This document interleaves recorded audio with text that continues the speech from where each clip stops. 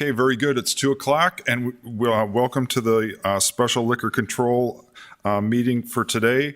We have 3 items on the agenda, and with that, we'll start out with number 1, Steve Sprague, a new liquor license classification request, on and off sale wine event space with Ellen Wall. Steve. Thank you, Commissioner. First, I want to go back to our last meeting. There were a couple of questions that came up, and I want to just, we got a resolution to them. One was the Fort Knox, a condition, issued license condition that the health license was issued. They actually had a meeting already scheduled for the next day, so they took care of it the day after our meeting. So that one was taken care of. You had also requested a summary of, certain elements. I'm still working on that part. I don't have that prepared yet. And then on the frying pan, there was a clarification on ownership, and the person that was listed as owner/manager is just the manager, no ownership involved. He's been their manager for over 20 years and will continue to do that. And then the other thing that we brought up last night was to have that conversation with the lady with the tea room, and I talked to her today, and turns out she had some medical conditions starting in like 2018, 2019, and caused her to lose her job and that kind of stuff. And that's why she got a little late on some of her bills, never defaulted on any, just some late pays. So that kind of clears up some pending issues. The reason I put Ellen Wall on today was that I did not have her in my email link before, and so she was not aware of that meeting. She said she would be here today. I don't see her today. So I think we'll just, continue that to the next meeting if that's all right with you, and we'll see if we can get her to come. If she doesn't come, That sounds great. So do you want us to have a formal action? Otherwise, can we just? Let's just continue it to the next meeting. Do we have a motion to continue? And obviously, we would encourage her to come, but to me, if she doesn't show up for the meeting, that's not a good sign as far as the interest. Right. So, and do we have a motion? So moved. We have a motion. Do we have a second? Second. Any further discussion? All those in favor say aye. Aye. Aye. Aye. Opposed, same sign. Motion carries. Oh, wait a second. She just walked through. If you don't mind, come up to that podium. That first we can welcome you, and we almost bypassed you, so you're just in the nick of time. And so basically, let's just review this again. And maybe Steve, you can come up, or if you want to stay seated, you can. But just give a summary of what you were looking to assist her with, and then she can give us a little bit of a description of her business. Go ahead, Steve, first. Yeah, so this will be a good experience for the new liquor board. When somebody comes to the city and requests, a liquor license or asks us to help them find a license that fits what they're doing, the first thing we do is we look to see, is there anything else out there that, a license that fits, that maybe, they're just not seeing the right way or something like that, or is there something we can do? And so we sat down with Ellen and we had that meeting and that conversation. And really, truly, this is, her business concept is unique to Fargo, and it would be something that we can't support with, or we currently don't have a license that supports it. The unique features here are that it's a venue license, and it will only operate when there is an event at the venue space. And then it's also, I guess for a shortcut, we'd call it like a taste and take. So it'll be taste, that would be on sale, and take would be off sale. So it'll be on and off sale. And then the other thing that makes it unique would be that it's wine only. And so those are the features that make it unique. She does have a well-known associate in the area, and they have access to a healthy wine selection. And so Ellen wants to take that risk and jump out there and see if she can make it happen, but she really can't make it happen without the city creating this license. So I don't know, any questions? Yep. Sure, Steve, if you don't, and anybody else can ask questions as well, but Steve, can you talk about, so what would the class be, and then what would the cost of it be, and what would the ongoing, how would it work? Yeah, so all of those things would be yet to be determined. We'd have to come up with a classification, maybe kind of like a WV for wine and V for venue, something like that. And then the cost, the venue license that we currently have out there, the Renaissance Zone venue license, I'm trying to go by memory, but I believe it's around 5,000 initial fee. We kept that fee low because of some of the other restrictions that we had on the license, like the square footage of the building, and they can't have a physical bar that's permanent, can't operate when there isn't an event, and different things like that. And so we kept that initial fee low, plus the investment that they were making in that building. And if you're aware of the Sanctuary Event Center, it's been, it was quite a remodel and a large investment on their part.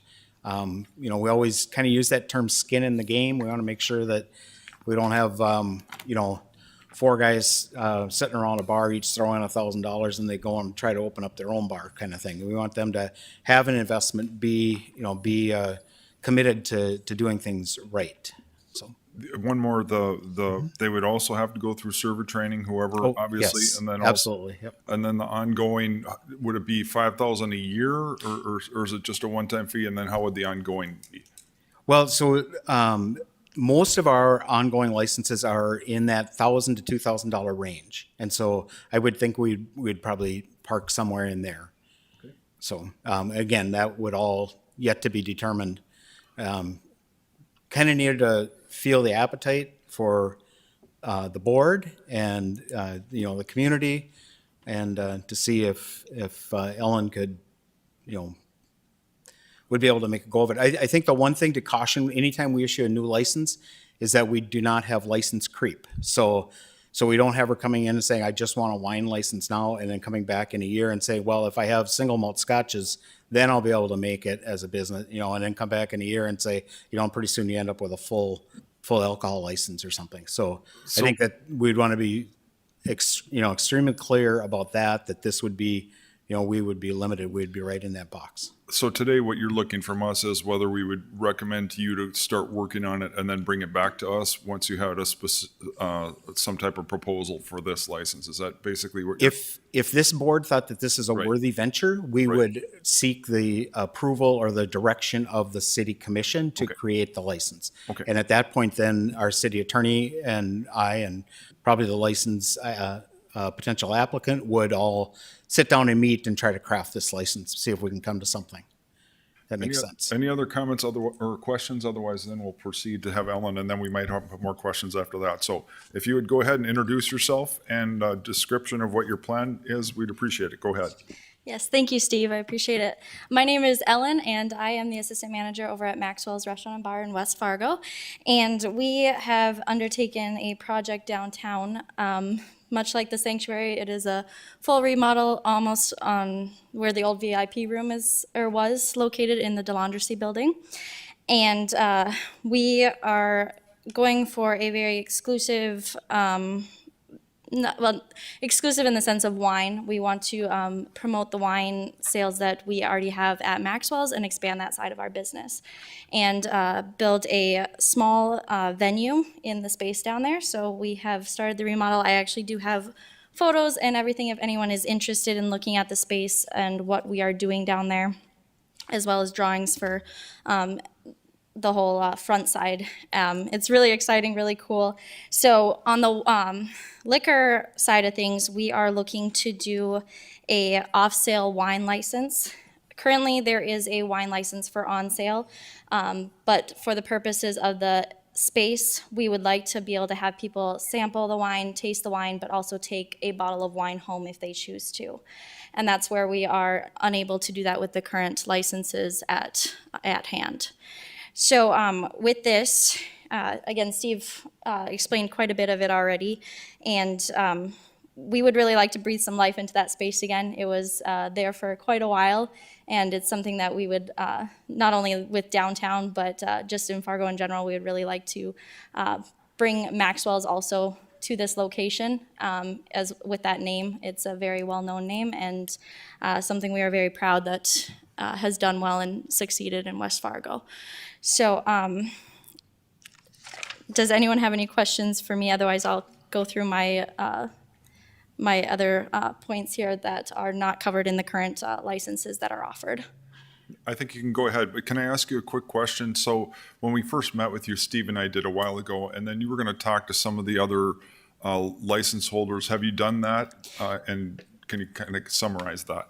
Yes, so on the, you guys had recommended that I reach out to the owner of Happy Harry's, and because of his license and his retail side.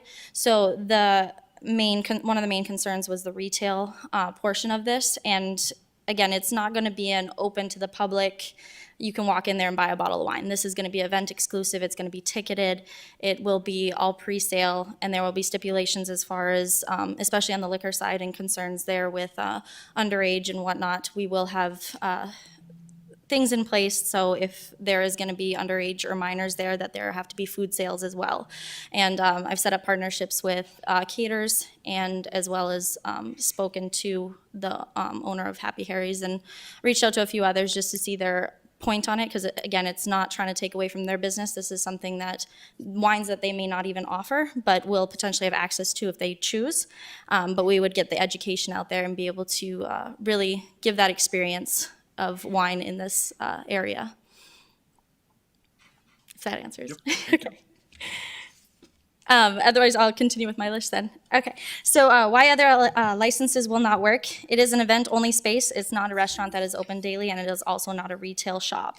The front side, again, if anyone's interested in looking at this, the front portion, we will be putting glass exterior walls in the space, and that will have wine racks on display. So it will also be hopefully a big tourist attraction as well, just to for this area, because there's not a lot of wine expertise here.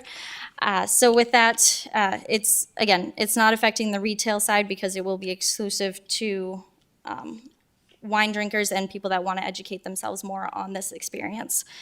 It is with the license, it allows on-premise wine sales. We are, again, selling the experience and want to allow guests to purchase hand-selected wine to take home and enjoy later. The current license with wine is on-premise only, so you can open the bottle and drink it there, but unable to take it with you. It is not large enough to qualify for the Renaissance license that Steve mentioned. That is something I spoke to Kent over at the sanctuary as well as Dan Herder on, because that was something that we had originally looked at. And then no other license specifically offers off sale for bottled wine accompanied by an extensive wine experience. So again, this is where we want to limit who can access this. It's specific. It's not something that we'll be able to come back later again and say, oh, we want to offer scotch now. It is specific to wine. And then we are also redoing the kitchen side of things. It will be licensed for caterers and to come in and offer food service for anyone that wants to do dinners and special events. Okay, and then we are working with a bunch of, kind of going off on the remodel side. I have a list of everyone that we're working with to promote local business as well with everything that happened last year. We are trying to promote as much as we can and get local business in there to help us with the remodel, so. Very good. And so now we'll open it up. If anybody has any questions, now is the time. Yeah, I have some questions. Go ahead. Ellen, great place you have over there in West Fargo, by the way. You guys do a great job. Thank you. So your West Fargo operation has an on-off, I believe, that West Fargo. So how has that worked for you? Because you do a lot of events, right? Winemaker stuff, and do people purchase a lot of wine to take with them? Yes, they do. So currently we have our VIP Wine Club membership that you can get. So that's a quarterly, it's charged quarterly, and you get anywhere from 3 to 5 bottles of wine with that. It's something that we've seen a lot of success with, and that is why we wanted to expand our business on the wine side. Okay, will this license have the same ownership and ownership structure as West Fargo?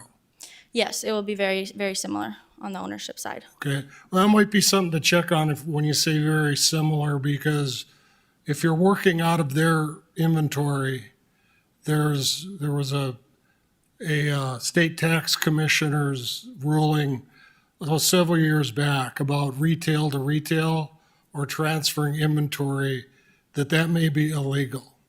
Okay. Because it sounds like you want to work out of the West Fargo inventory. The Well, one- I would be doing the one in Fargo, and then he would have the, Maxwell's would still have theirs in West Fargo. Okay, So as far as working with, because you have your people that make the wine, you have your distributors, and then you have retail. So as far as the transfer, it would be working closely on bringing in the right kinds, but able to still keep that separate because of liquor licenses. okay. So you wouldn't be taking inventory out of West Fargo, putting it in a vehicle and transferring it to Fargo? No, it'd be separate, it will be separate sales. Oh, okay. Okay. You're okay then.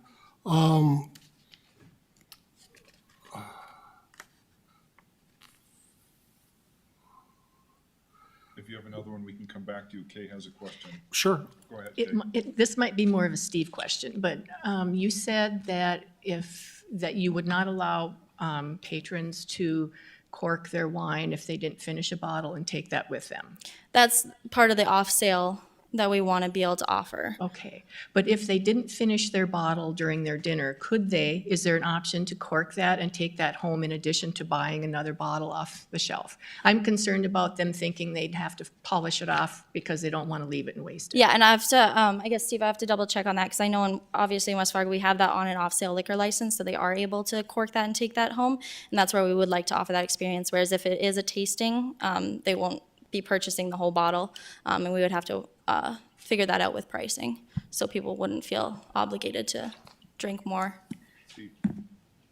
It's okay, there is a provision in state law that allows you to cork and then, reseal a bottle, and then you have to put it in a bag and put the receipt on there. Yep. And so that provision, the only thing I'm not positive about right offhand is if that's only in a restaurant.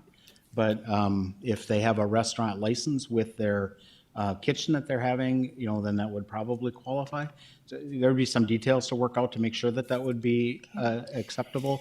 But state law does allow that, the corking and then taking, even just on a regular retail license, they don't have to have that off-sale license. Okay, thank you.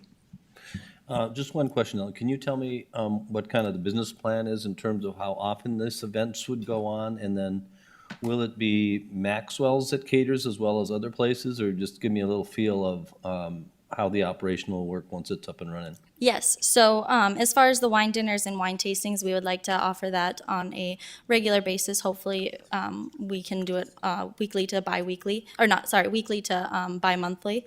And then we would have it open to public events as well. So we would like to offer the space for other private events, whether it be corporate, business, special events. And that's where I would come into play as far as the coordination side of that. So again, this license would be very specific to events that come in. We will offer it, the wine to them. Otherwise, it will be non-alcoholic beverages for their space. And then tell me a little bit about the food side of it in terms of how that'll work. Yeah, so the food side, Maxwell's has done very well on their food, and that is something we have decided to not cater. That is not the side of the business that we're focusing on. We're focusing on the wine side. So again, I have set up partnerships with outside caterers that I've worked with personally and trust, and will offer that as an option when people come in to utilize the space. Okay, thanks. Another question, Bob. Yeah, Ellen, as far as the catering goes, will you cater wine to home parties or outside parties?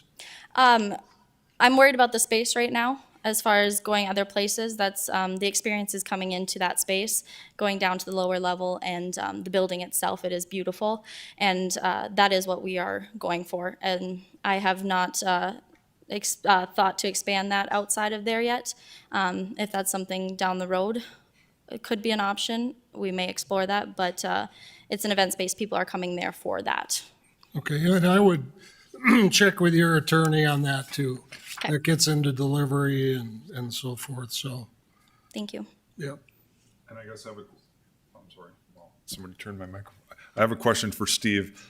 So can you repeat for us how this will go? So let's say, once we vote on this, it will go to the city commission, and then if they approve it, then you will work with her, but then it will come back to us.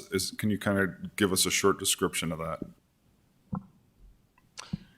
Yes, so if this board thinks this is a worthy venture that we should seek, we would want to go to city commission to direct the city attorney to write the license.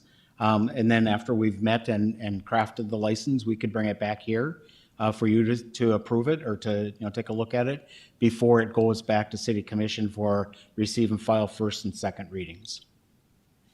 I think if that's agreeable to everybody, I think that would be, because the other thing I'd like to do is see the floor plan, and obviously Grant has to go through, the health department, I'm sure, has to go through. So there's still lots of steps, and I do think it would be good for us to see. And then the other thing is, then other people have a chance to comment again if this comes back to us, and also at the city commission. And so, and I would, the only request, it'd be nice to have some pictures at the next time, but to be able to show, like when we put it up on the screen, and there's a way we can do that too. So Absolutely. if you don't mind. So if there's any other questions, but does everybody comfortable now with what the plan would be? Go ahead. Yeah, well, I think we need some comments from the trade.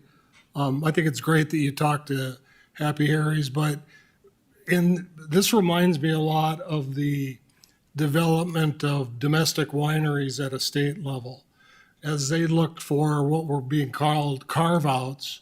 In other words, I need a special privilege to make my model work. It created a lot of unintended consequences.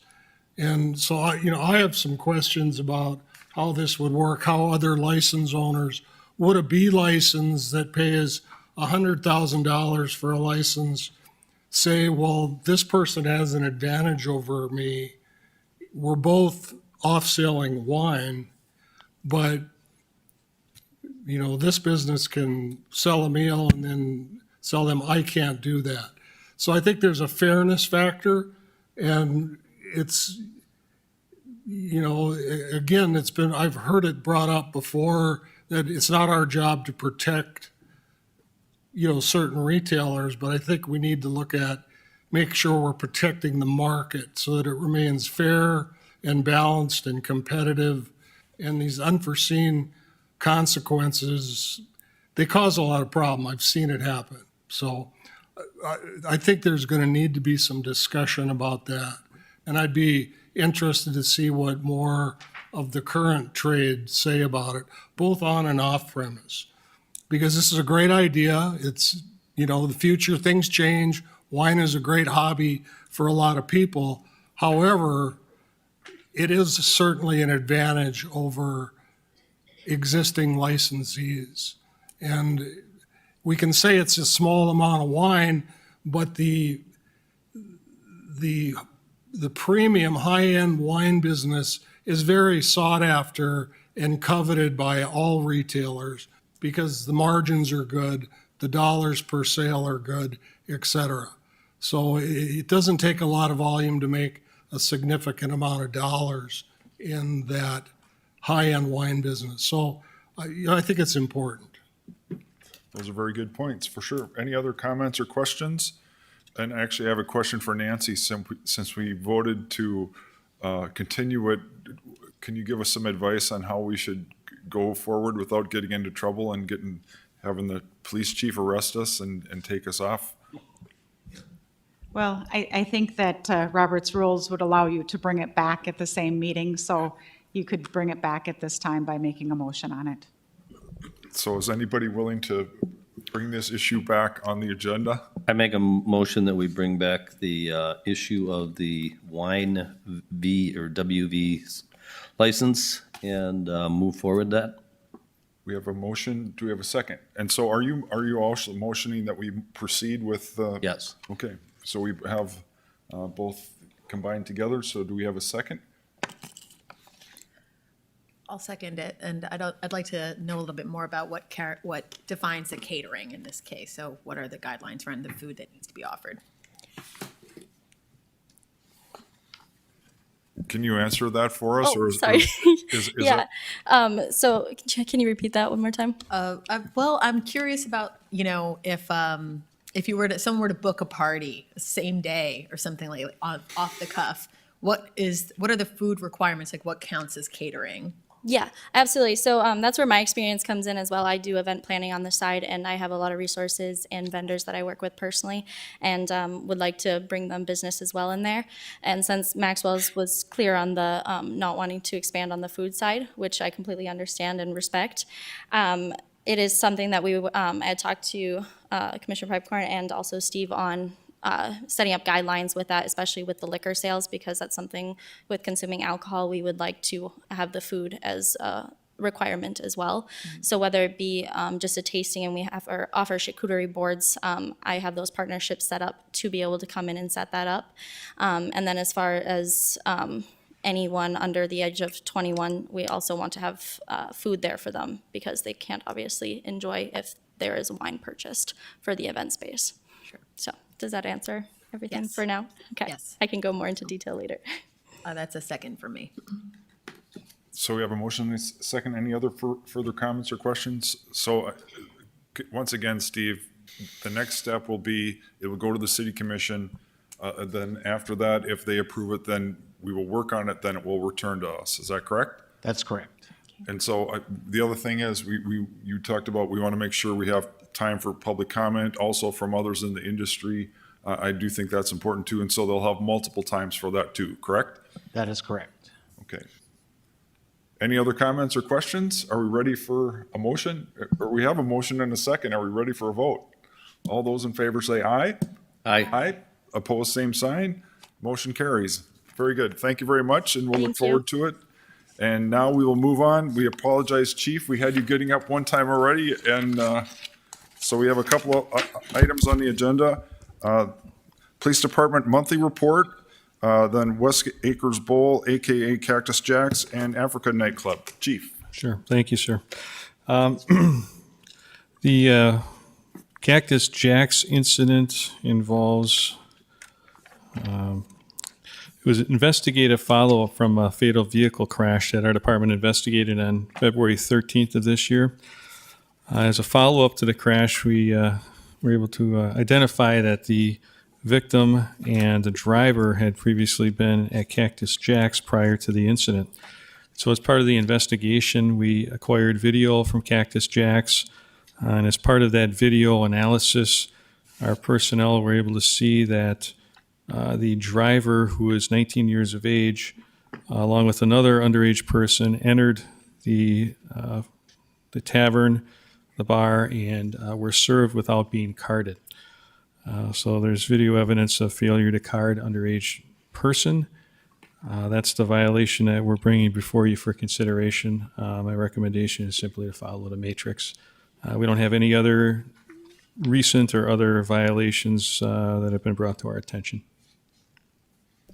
And I guess I do want to add that this occurred in February. So on April 22nd, I actually met with Mr. Flynn, the owner, discussed some of these concerns with him about the underage drinking, and discussed with him, suggested purchasing an ID scanner. I believe that they did that. I can't remember for certain, but he seemed like that was going to happen.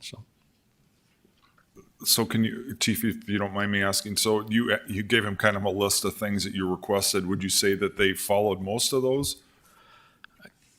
I believe, yeah, he purchased the scanner. Yeah, that was the main thing we talked about, was the underage drinking issue, because there were people in this investigation that are known to have fake identifications that, again, would fool the average person. In this case, they weren't asked to show an ID, but there were fake IDs on there. So, yes, for that question.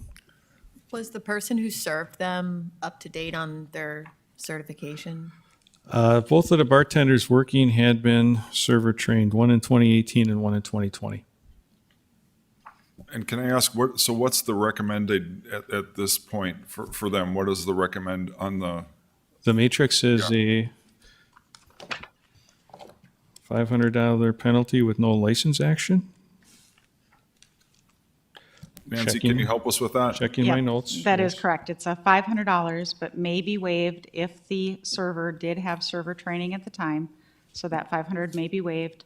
That's mandatory server training, so they would need to be retrained as part of the violation, and that there would be no license sanction. That's the first offense for serving, selling, and dispensing alcohol to a person under 21, or allowing a person under 21 to be on the premises. So Chief, is that what you're recommending, the $500 fine? And then, but to me, you know, we've already met with them previous.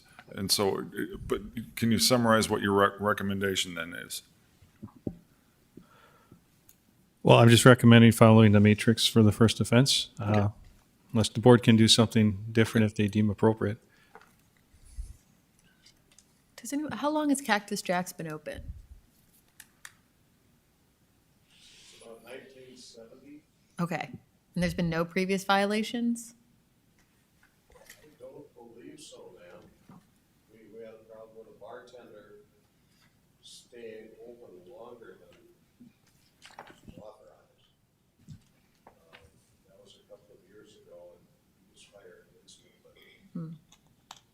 I don't believe, maybe we didn't pass a compliance check. That would have been in the neighborhood of 10, 12 years ago when compliance checks began addition. So if you're going to talk some more, we have to ask either to give you a microphone or you can come up to the podium. I think we can get you a microphone. Sorry about that. Just so then people can hear you speaking a little bit better. Okay, is this better? Perfect. Okay, in answer to your question, I don't believe that we have had any minor violations besides perhaps not passing a compliance check, but that was when the compliance checks were originally initiated. So it's, I would say 10 years, 8, 9, 10 years ago. Okay. In memory, I don't remember a violation for serving a minor. We've owned it since 1992. No, ma'am, I don't believe so. Thank you. So if there's any comments or questions, or if there's any other, go ahead, Kate. I guess I would feel a little more empathetic if the server had asked for ID and misread it. But the fact that she didn't even issue, want to see an ID, that's what makes me a little uncomfortable, and I would be in favor of following the matrix because of that.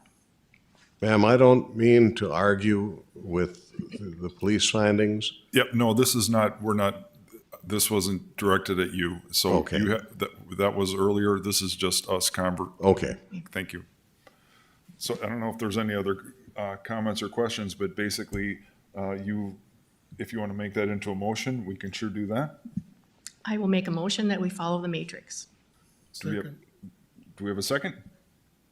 We have a second. Any further discussion? All those in favor say aye. Aye. Opposed, same sign. Motion carries. Very good. Now we're on to 2B, Africa Nightclub. Chief. Okay, thank you.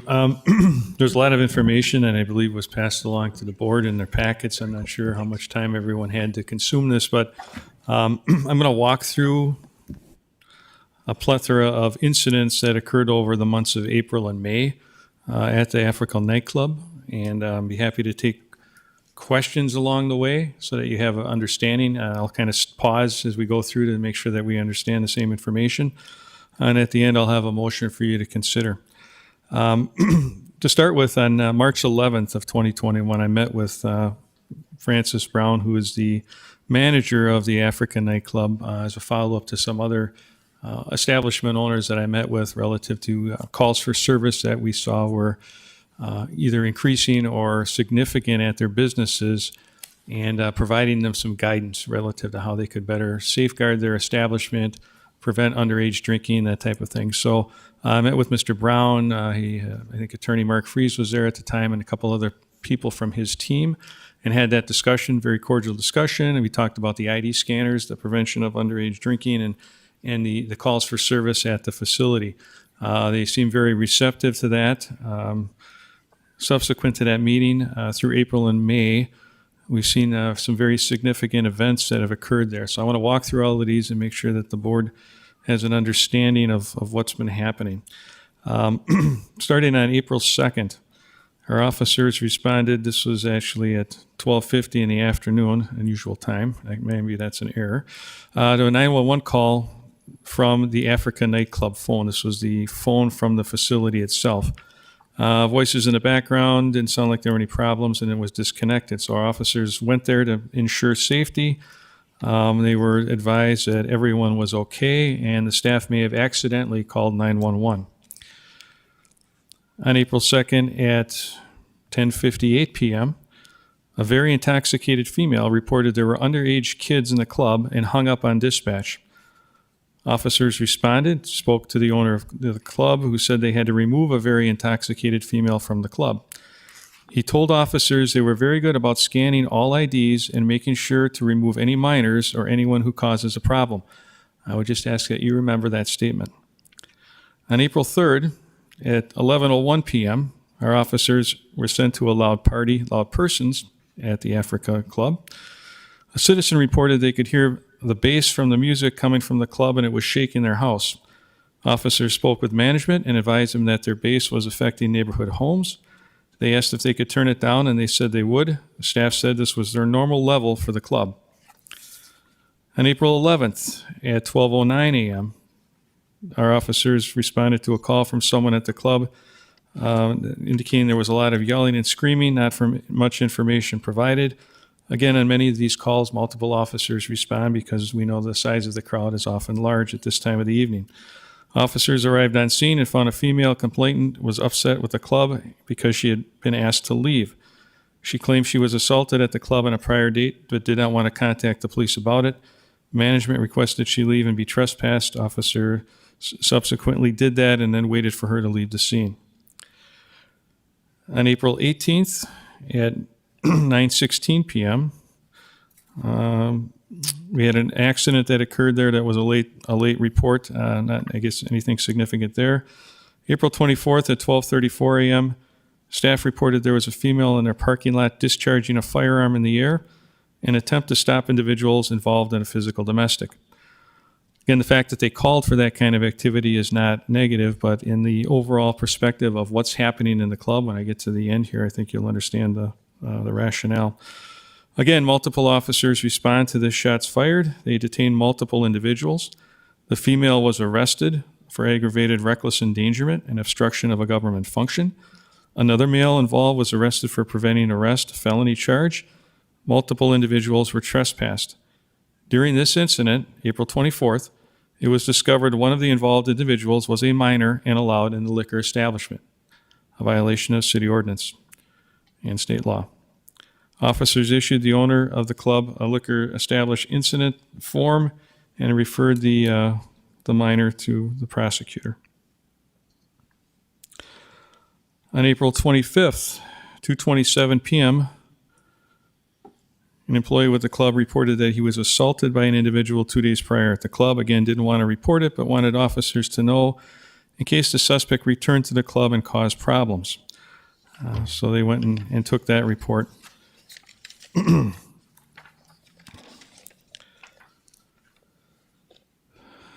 On May 2nd at 1:34 a.m., our officers patrolling in the area, again, as a result of often being called there, observed a group of people around a vehicle and a female being pushed into the vehicle. Upon approaching, they started laughing and indicated to the officers that they were just kidding around and there was nothing going on. The officers went on their way. On May 23rd at 2:11 a.m., we responded to the club for a male shot in the parking lot behind the club. The male subsequently died from his wounds. Multiple witnesses and individuals were involved in this incident.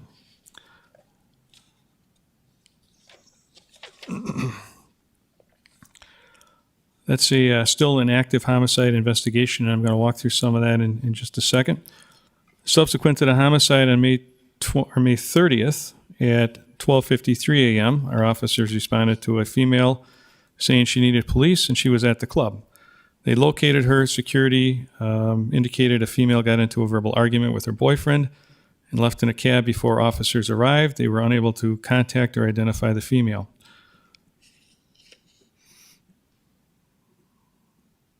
And then on May 30th at 1:31 a.m., we again responded there for a male who assaulted a female in the parking lot.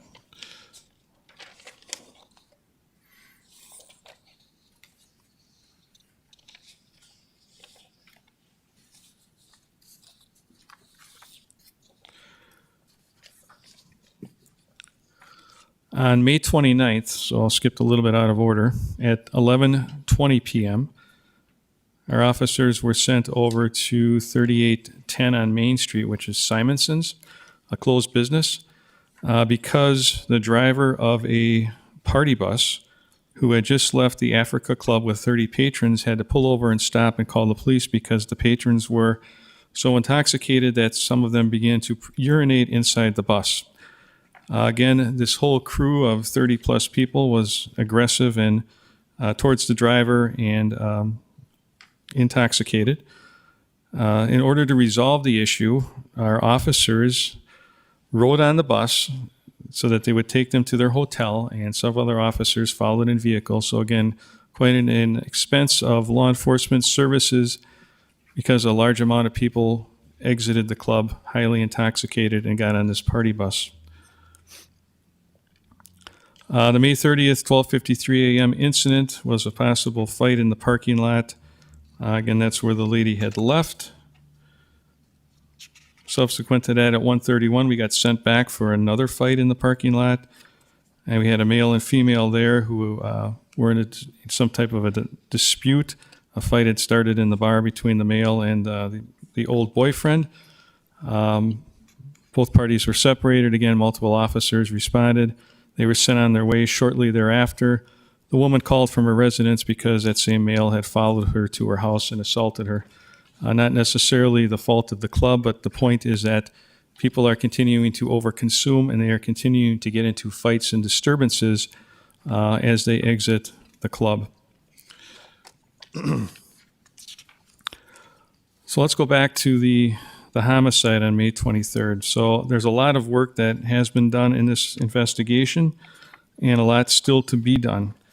But we have identified a number of ordinance and state statute violations during the course of the investigation that I'm able to share with you today. I'm not able to share with you all of the information that we are privy to because we cannot compromise the homicide investigation.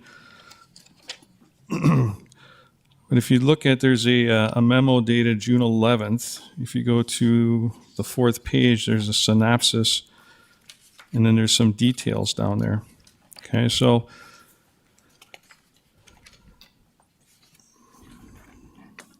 again, just synopsizing, we were sent to the adjacent parking lot for this homicide. The victim was shot in the parking lot. He was a security guard for the Africa Club. And as a result of the investigation, we identified the following: that the nightclub security does use an electronic scanning device to scan an individual's identification, as we had discussed. That would allow them to ensure no persons under 21 enter. However, during this investigation, we identified a 20-year-old who was on video and was present in the club during the time of the homicide. That individual was not scanned into the scanner under either his true name or alias name that he provided. The victim was working in capacity of security for the nightclub at the time of the homicide. Mr. Brown indicated that he hired Mr. McNair, who was the victim, approximately 1 week earlier to work security. Mr. Brown could not provide law enforcement with a paper or electronic record of Mr. McNair's employment. He told law enforcement that he leaves it up to his employees whether or not they want to be on the books and receive a paycheck or be paid in cash at the end of the shift. This, I'm sure, would be a violation of federal and state employment law. Mr. Brown told law enforcement all but one of their security personnel are paid in cash at the end of each shift. He also indicated Mr. McNair elected to be paid in cash at the end of each work shift for his employment. And prior to the shooting, several individuals who had visited the nightclub were gathered in that parking lot to the west where this homicide occurred.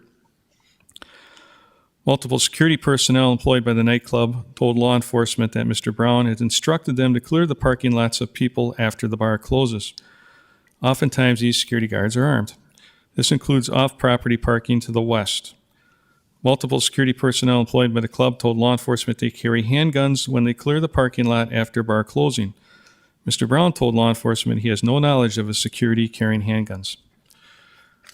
Prior to the shooting, Mr. McNair was in the west parking lot telling people to leave. Another security employee from the club was also present. That individual was also armed.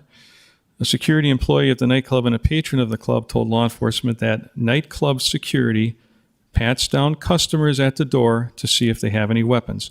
For reference, it's illegal to enter a licensed premise with a firearm unless you are either an employee or a hired security by the establishment. So these are customers entering with weapons. If a handgun is discovered, the employee will retain the handgun on site and return it to the patron when they leave the nightclub. That is not lawful. In addition, the person who was collecting these weapons was themselves a convicted felon, a person who is prohibited from having guns. So we have a convicted felon checking in other people's guns as they come to the club. Video footage shows at least 3 individuals inside the nightclub on the night of the homicide holding what appear to be handguns. I'm going to show you some of that footage here and walk through this with you as well.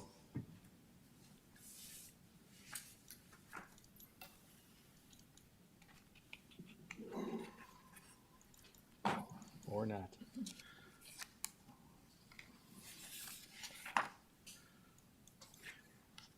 Here we go. Okay. So let's do this.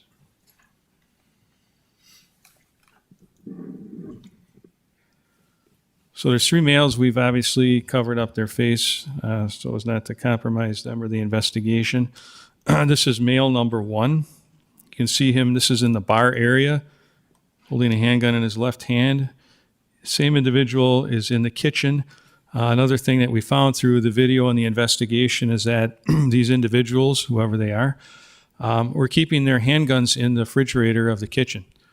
We've also checked with the health department to see if that's a potential health violation. At this juncture, they weren't able to give a definitive response. But this is male 1, who runs to the front door now, 2:11 a.m. The homicide comes in at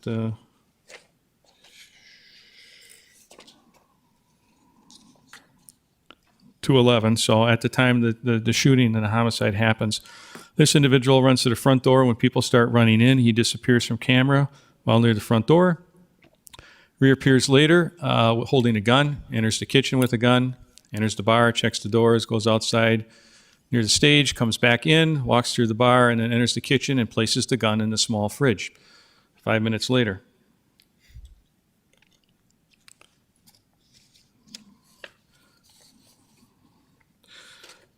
We followed up with Mr. Brown sometime later regarding the identity of these individuals, and this particular person, Mr. Brown said was his chief manager, but he was unable to provide a name for the individual.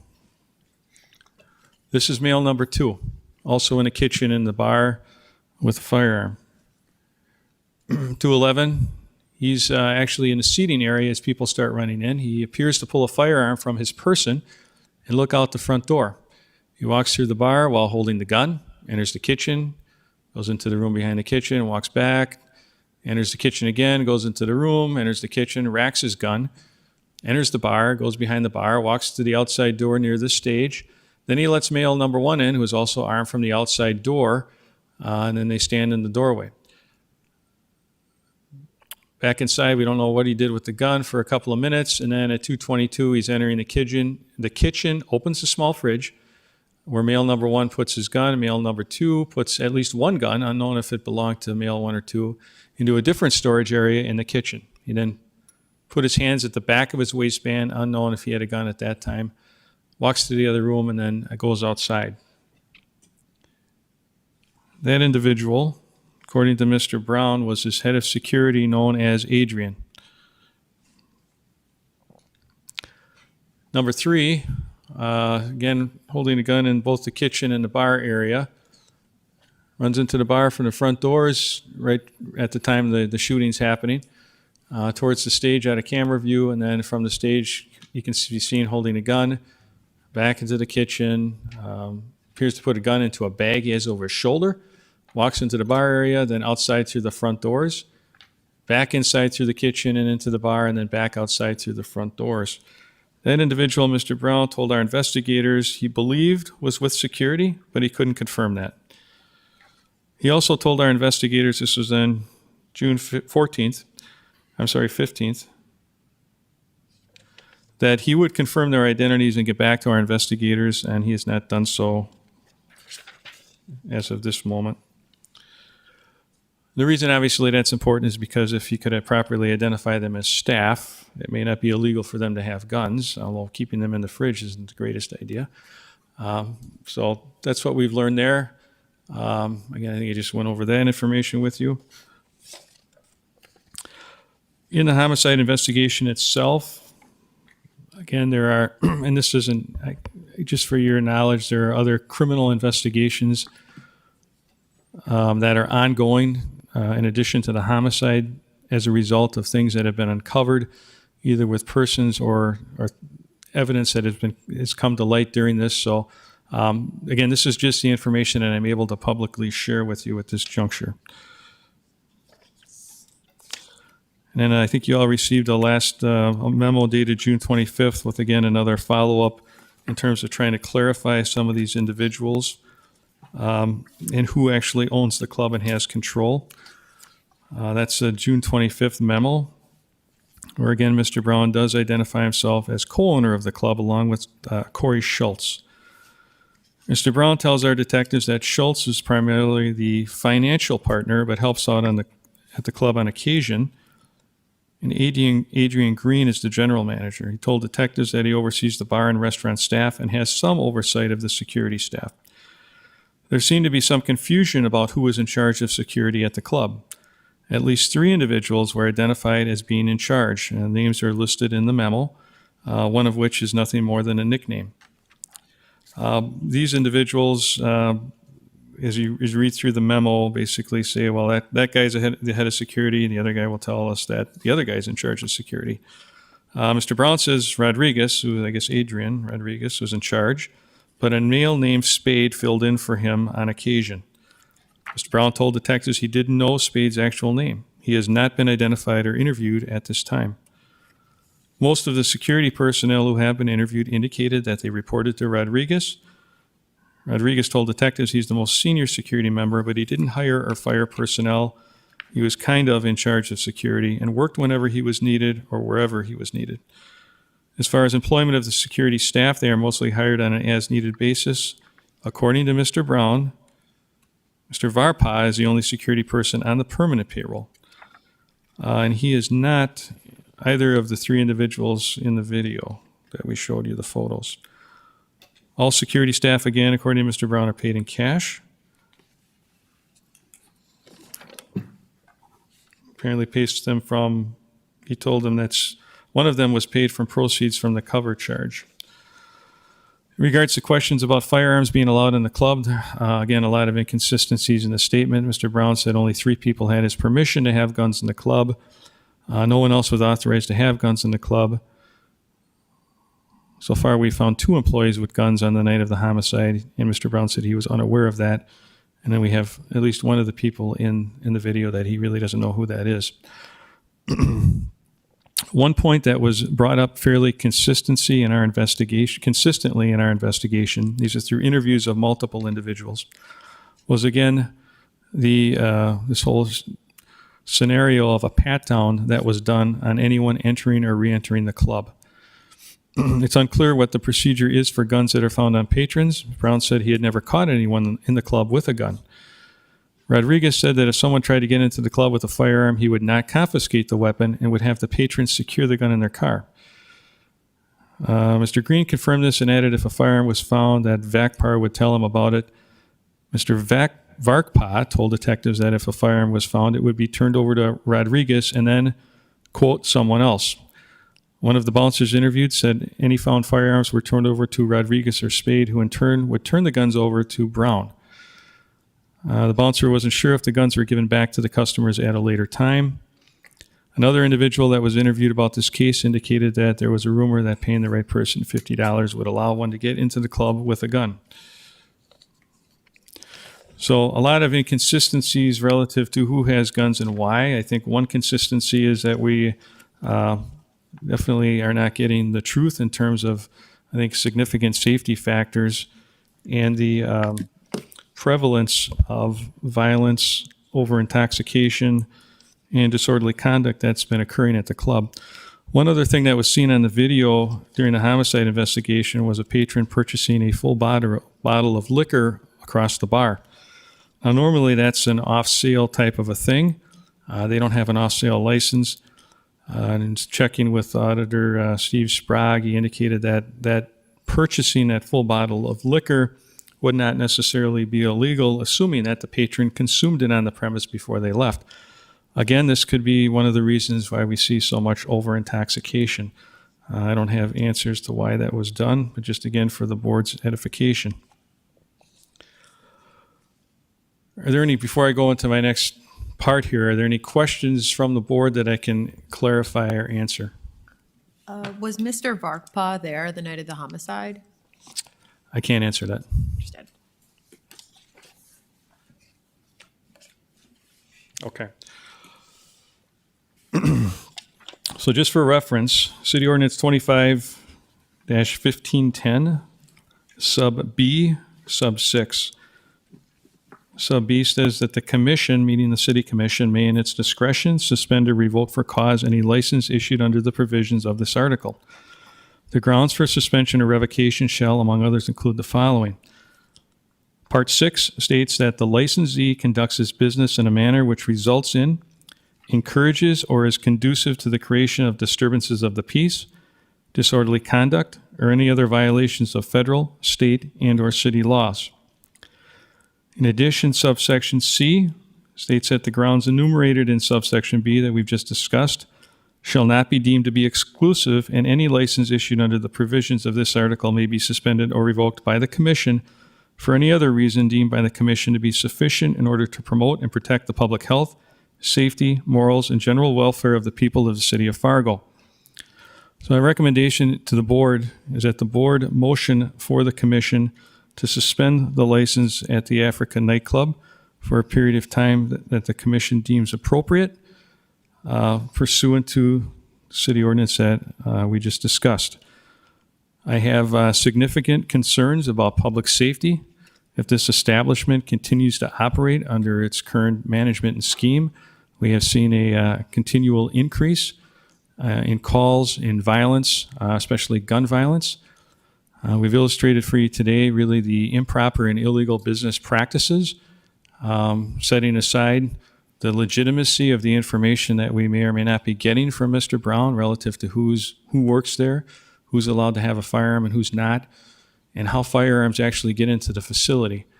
We also have all the other calls related to over-intoxication, the group that was urinating in the van, the several calls of people getting kicked out for over-intoxication, and then the disorderly disturbances. These incidents over the past 2 months are a huge strain on our law enforcement personnel, our resources, and they really are taking an inordinate amount of public safety assistance for one location, I would say based almost solely on the fact, the manner in which it's being run, contrary to safety and the general welfare of the citizens of Fargo. That's all I have unless you have questions.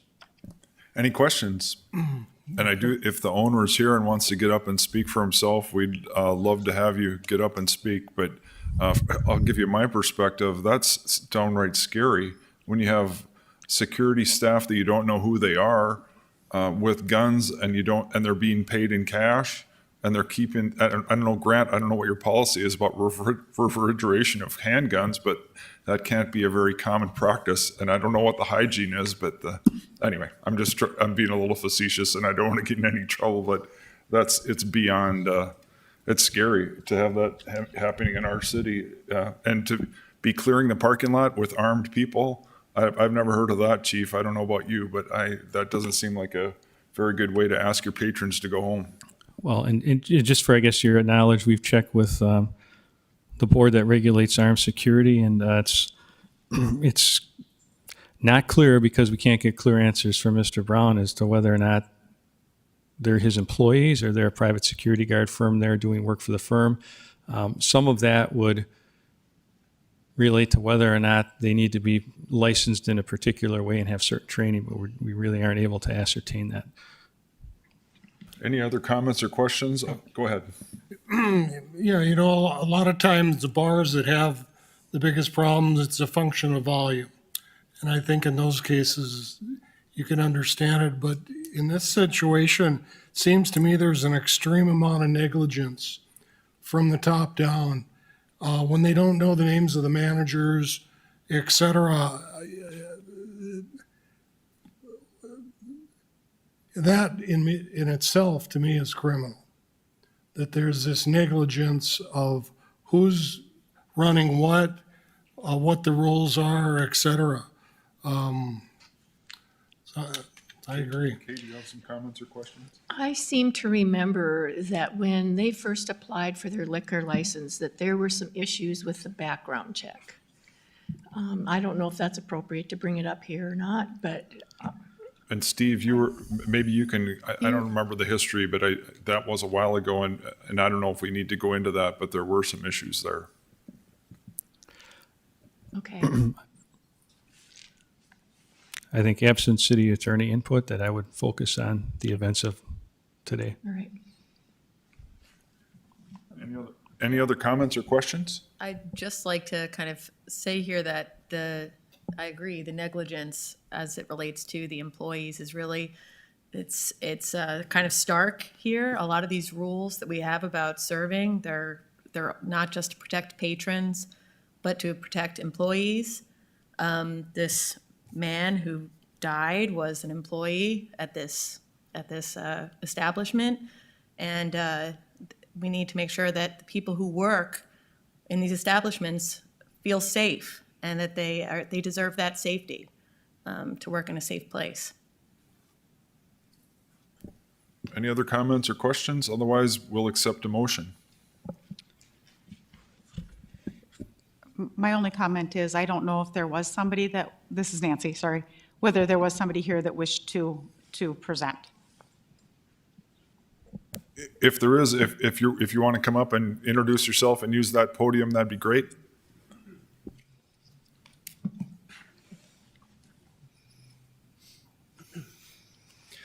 Good afternoon. My name is Stephen Baird. I'm not an owner of the club, but I am an attorney assisting them.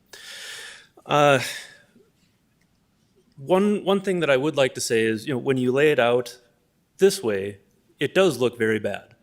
But in fact, all of these people, to my understanding, every time there has been an issue, it was dealt with retroactively.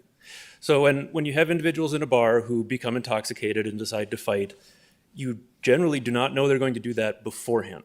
You don't have intelligence on it. You don't, put people out into the neighborhoods to try to find out who has problems with who. But as soon as there is a problem, it's dealt with. My understanding is all of these people who were mentioned for calling for fighting or for being overly intoxicated, they have all been added to the bar's ban list. And that is enforced using the ID scanner. So if it is entered into the ID scanner, when the scanner comes up, if the person is on the ban list, they are not allowed into the club. And regarding the issue of guns in the club and how that's handled, my understanding is the policy is that there are 2 phases of pat-downs and investigation of any bags that people bring into the club. And in the event that any sort of contraband is found, the person is turned away. That's my understanding of it. There are quite a few employees of the club. Only a few of them work security. And I would be highly suspicious of testimony from people about security procedures who do not work on security directly. If you don't mind, I'll ask a couple questions. First of all, I think you could start by getting us a list of the employees, their names and addresses. I think that'd be a good start. Sure. The other thing is the payroll. I think you're going to have some questions about that, and so I would encourage you to get that in order. I will say the chief and I met, that was a couple of months ago, and we asked him to put in the ID scanner, and I do believe they did that. Mm-hmm. So to me, that's a positive, but obviously there's a lot of issues here, and especially when you have handguns being carried around in the open throughout the club and in the parking lot, that's unacceptable. Would you agree with that? Oh, I absolutely would. And after the homicide, it's too late, but after the homicide, the policy has been changed to absolutely no one, including security, is allowed to have any weapons in the building. I don't know, I don't know the security people personally. I don't know why they seem to have rushed out, come back with guns and back and forth, but I would imagine when there's a shooting in your parking lot, you get a little bit jumpy, and maybe if you have a weapon, you decide that you want it just in case because you don't know what's going on. Could I make a suggestion? First, you would call 911 and call the police and have them there. I would, yes, but And I wasn't there. and the other thing you don't do, you shouldn't be open if it's past 2:00. The bar is closed. Isn't that correct? And you also Yes. shouldn't have minors in the bar ever. That's against the law, correct? That's true. The issue of the minors, I did forget to bring that up. It's unclear how they came into the bar because it is policy and it is followed very strictly that everyone who enters the bar has to go through the security screening, and as the first step of that security screening, their IDs are scanned. So if those individuals came into the bar without being scanned, it's possible that someone let them in a side door, someone opened a back door, I don't really know. But I don't believe, given from my understanding, how strict that policy on scanning IDs is because of the meeting that we had where it was. Can I just say, we're all a little bit skeptical. You don't even know who the security staff is. You don't even know their names. And so to me, No. to be testifying about your security policies, you don't even know who they are. Well, because And I so- know, I think I don't know the security people personally, but I know Mr. Brown. And I know that that is an issue that has been of significant concern for him. That's untrue. They asked him the names and he didn't even know who they No, were. the ID scanning, I mean, has been an issue of serious concern for him. I have a question for, in this case, is it the security people who are doing the scanning or the servers? It's the security people. Okay, so do they need to go through certification if they're primarily in charge of running the scanners? The only people required to have server training are the people that physically serve. So this is a problem by separating this duty, if you're turning that over to people who don't have to go through the certification process. That's a problem. The ID scanner is intended to catch fake IDs and to make sure that there are no, misreadings of IDs or anything. It's all a mechanized system. So then by doing it that way, it ensures that everyone in the club is 21 and up. So it removes that concern. Any other comments or questions? Thank you very much. Thank you. So once again, if there's any other comments or questions, otherwise we'll accept a motion.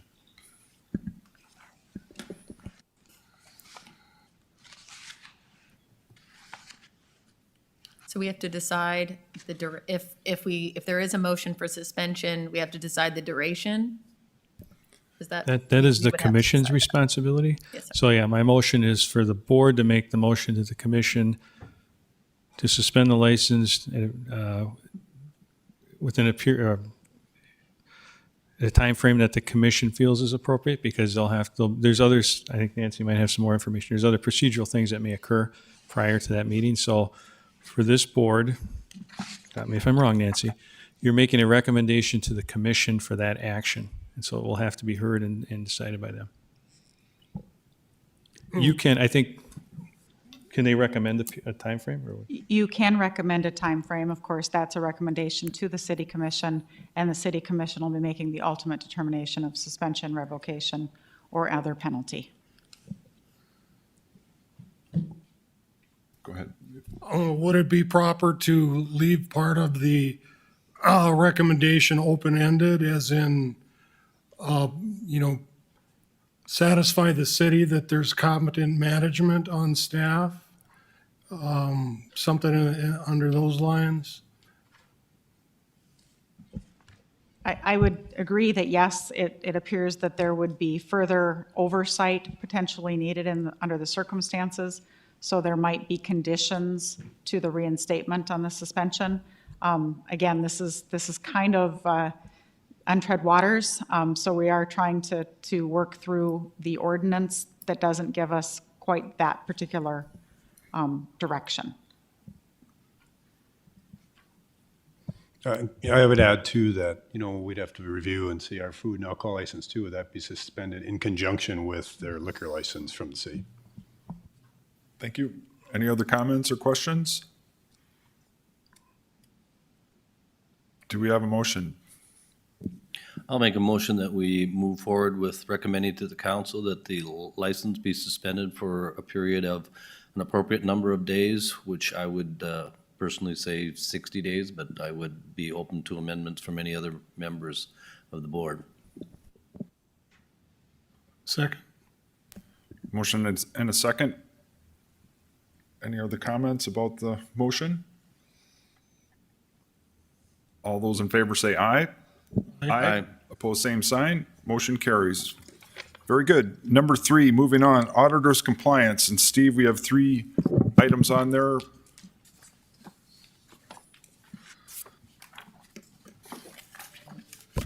Thank you, Commissioner Pepcorn. So we did briefly talk about these at the last meeting, and then in discussions with City Attorney Nancy Morris, she said that I needed to give additional notice opportunities to the individual businesses.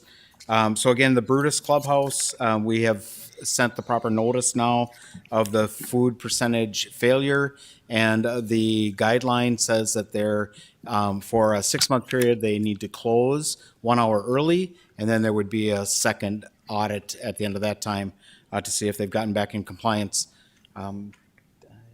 They are not present today, to my knowledge. I did meet with them individually, and they were accepting and acknowledging the failure, so. So would you like us to take an action on that? I would like a motion just to follow the guidelines. Do we have your comments or questions? Otherwise, we'll accept a motion. I just was curious what percentage did they have? And what were they off by? Well, it's been a long time since I looked at that, but they were in the 40%. So the FA golf license allows them to have a lower food percentage during the summer when the golf season is on, acknowledging that they're not going to have as much food sale. During the summer, it's supposed to be 25%, and then during the non-golf season, it's supposed to be 50%. And it seems like they actually met the food requirement during the summer. They were above the 25%. But they were below the 50% during the winter months. They were, I'm going to say, around 45% during the winter. Okay, thank you. Any other comments or questions? Otherwise, we'll accept a motion. Motion to move ahead with the recommendation. We have a motion. Do you have a second? Second. Motion and a second. Any further discussion? All those in favor say aye. Aye. Opposed, same sign. Motion carries. B, Avalon Events Center, non-attendance mandatory meeting. Steve. And they actually, B and C are very similar. They're the two businesses, and as we discussed, we really feel bad about penalizing somebody for something like this, especially during this last year with all the way everything has been. But it is clear that it's in our ordinance, and the penalty is a $500 penalty for non-attendance at that meeting. Steve, have you heard from either one? Yep, actually, the Avalon is here, and Amy and I had a long discussion yesterday. Well, not too long. It's a nice discussion about the importance of following the ordinance. They understand. It's just one of those things that it got dropped in the communication. We haven't really heard a lot from Chipotle. Our communication with them is always with the corporate office, and it ends up being kind of problematic at times. So can I ask, is there a way, do we have it clear so the right person gets the right message so that we don't have the issue? So, it's always that email notification that we use. I do send out multiple. I think any of the licensees here can acknowledge that we send out multiple notifications. In addition, when they get their license renewal packet, there is a notification on there. We did receive the license renewal packets back from both businesses. So, it's just one of those things that they, forgot to come to the meeting. In addition, after we have the 3 meetings that day, we meet at 10, usually 1 or 2 o'clock in the afternoon, and then again in the evening around 6. And between that afternoon meeting and that evening meeting, my staff and I contacted, I believe, 60 businesses that hadn't attended yet. And, just to remind them, many of them were planning on coming to the 6 o'clock meeting, but a lot of them, it was kind of like, it was like a shock or a notice. I think we got no answer on the phone call to Avalon, and on the phone call to Chipotle, we couldn't get through the press 1, press 2, press 3 to get to actually speak to somebody. But Steve, my main thing is with Avalon, now that they're here, do we have a way so we can make sure that they get it? And that's my main thing. Yep, and Chipotle is a big corporation, and I know that's a challenge, but to me, I think most people will show up if you get a hold of the right person. And so, right, and I think we have that now. I've got Amy's direct email, and we're going to add that. So I think we've got it covered going forward. So if it's okay, can we have a motion on both B and C, if that's all right? Yep. Unless there are any comments, I'm sorry, go ahead. Do we have a motion? I'll make the motion that we Thank you. follow the matrix. Thank you, Kay. That's for both B and C. Do we have a second? Second. Thank you. And that is the last item. All those in favor say aye. Aye. Opposed, same sign. Motion carries. Thank you very much. It was a long meeting, and also very important meeting, so thank you for being here. Go ahead, Kay. Just a couple minutes. I want to point out that I did take the server training, and I am much better able to read an ID to determine if they're of age or not than I was. And had I had server training before we had our last meeting, I would have provided different commentary and I would have asked more questions. So I think there's room to improve the server training, and it's hard to explain that without you all being on the same footing as I am. So I would again invite you to take the server training. I took it in person, an hour and a half, but I would really value a discussion with all of you to see how we might improve things. So that's my suggestion. That's great, Kay. I appreciate that. Thank you for doing that. And so maybe as a favor, would you mind emailing us, the members, the schedule of upcoming meetings? And so give us a little bit of time, because I think we all have schedules to keep, but I think that's a great thing. And then we can put it back on the agenda. So if you wouldn't mind doing that. No, great comment. I'll talk to Health Promotion, make sure you guys get all the upcoming online and in-person dates. Thanks, Grant. But the other thing I would say, Kay, if you have things, especially right now, I think Grant would be happy to visit with you. But I do think as a group, that'd be good too. So thank you very much. And I appreciate you spending you get extra credit, a gold star on your sheet today, or thank you for doing that. And with that, we'll adjourn 3:17. Have a great afternoon.